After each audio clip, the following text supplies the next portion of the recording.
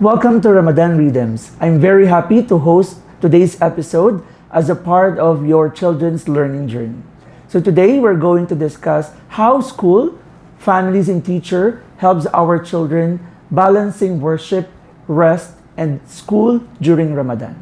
So today with us, one of our very wonderful parent, Dr. Abdul Hakim. Welcome, Doctor. I'm very happy to be here with you today and to share the experience. From a parent's perspective, Dr. Abdul Hakim, what changes during Ramadan? Everything changed. Waking up and sleeping and timing of the meals all change.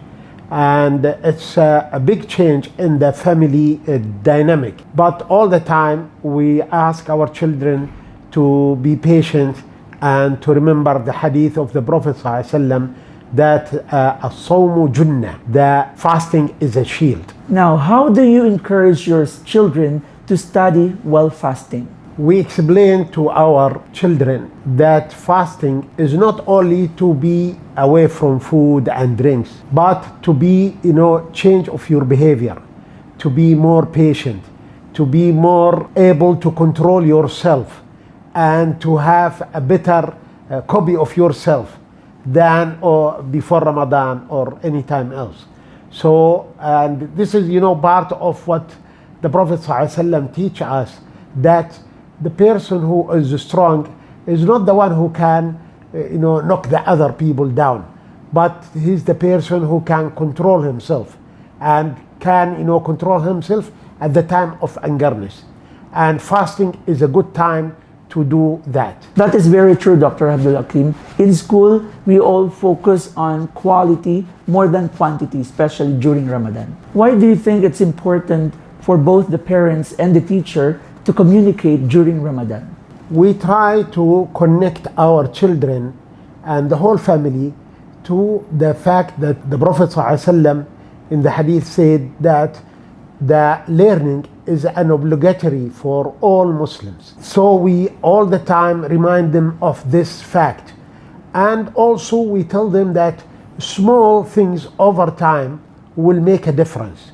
So one of the hadith of the Prophet ﷺ said, أحب الأعمال إلى الله أدومها وإن قل. So the most loved work for Allah is the continuing one, even if it is small. So we teach them that you should learn every day small things so then you will be continuing your education and not to stop. I definitely agree on that.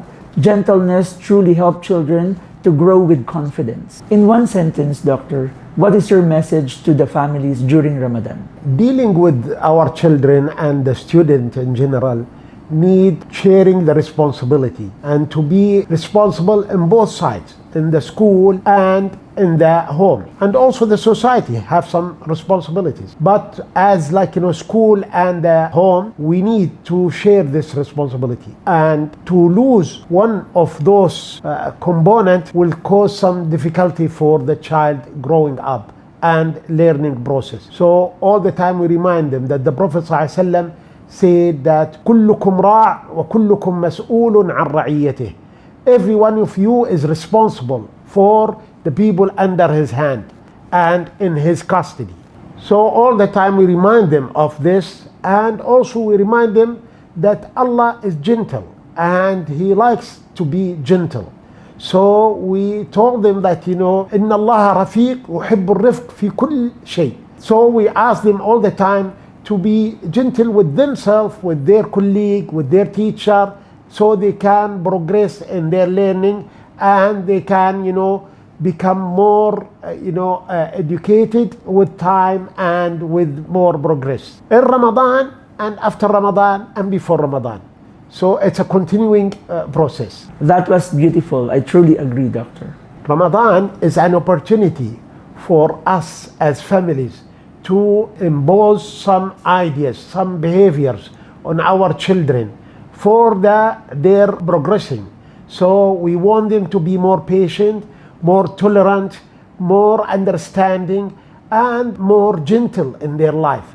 So I think with the help of the school and the society, this is going to be excellent Ramadan for every one of us. Ramadan is not about choosing between worship and education. It's harmony between family, faith, and education working together. May Allah bless our home with peace, mercy, and faith.